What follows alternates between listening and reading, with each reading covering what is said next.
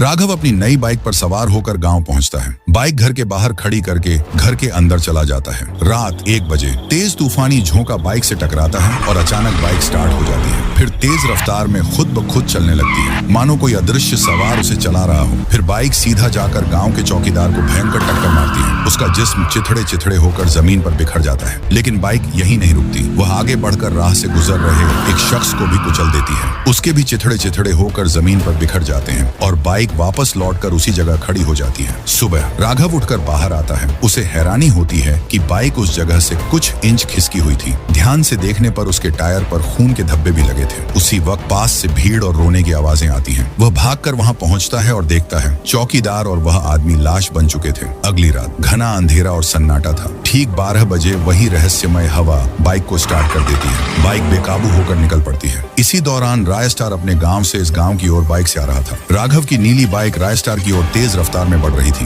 राय star अपनी bike दाईं तरफ मोड़ लेता है। वह बाइक पागल हो चुकी थी, बिना ड्राइवर के खुद ब खुद चल रही थी। सुबह राय स्टार एक शिवा नाम के लड़के से पूछता है, भाई इस गांव में नीली बाइक किसकी है? शिवा डरते डरते जवाब देता है, वो राघव नाम के लड़के की है। राय स्टार सीधा राघव के घर पहुंचता है। राघव अपनी बाइक साफ कर रहा था। राय स्टार गुस्से में कहता है, राघव तुम्हारी ये बाइक श्रापित है, कल रात इसने मुझ पर हमला किया। राघव घबरा कर बोलता है, मुझे भी यही समझ नहीं आ रहा, जिस दिन से ये बाइक आई है गांव में मौतें हो रही हैं, मेरे टायर पर खून भी मिला, जरूर इसमें कोई रहस्य है। राय स्टार पूछता है, ये बाइक कहां से लाई थी? राघव जवाब देता है, राजपुर के बाबू चिपके के गैराज से सेकंड हैंड ली थी। राय स्टार उसी वक्त बाबू के गैराज पहुंचता है। बाबू ठहाका मारते हुए कहता है, नाम है बाबू चिपके, काम करूंगा सबसे हटके। राय स्टार गुस्से से पूछता है, सच बोल बाबू, कितनी और जाने जाएंगी इस बाइक की वजह से? बाबू घबराकर चुप हो जाता है, फिर कांपती आवाज में बताता है, ये कहानी है 10 साल पुरानी। इस बाइक का असली मालिक हर्ष था। गांव में लोग उससे जलते थे। एक दिन किसी ने उसकी बाइक के टायर में सुई चुभो दी। उसी रात हर्ष की बूढ़ी माँ की तबीयत बिगड़ गई। हर्ष अपनी माँ को बाइक पर अस्पताल ले जा रहा था, लेकिन रास्ते में बाइक रुक गई। हर्ष ने देखा कि उसकी बाइक किसी ने पंचर कर दी है और उसकी माँ ने वहीं दम तोड़ दिया। उस दिन के बाद से ये बाइक बद्दुआ और खून की प्यास से बंध गई है।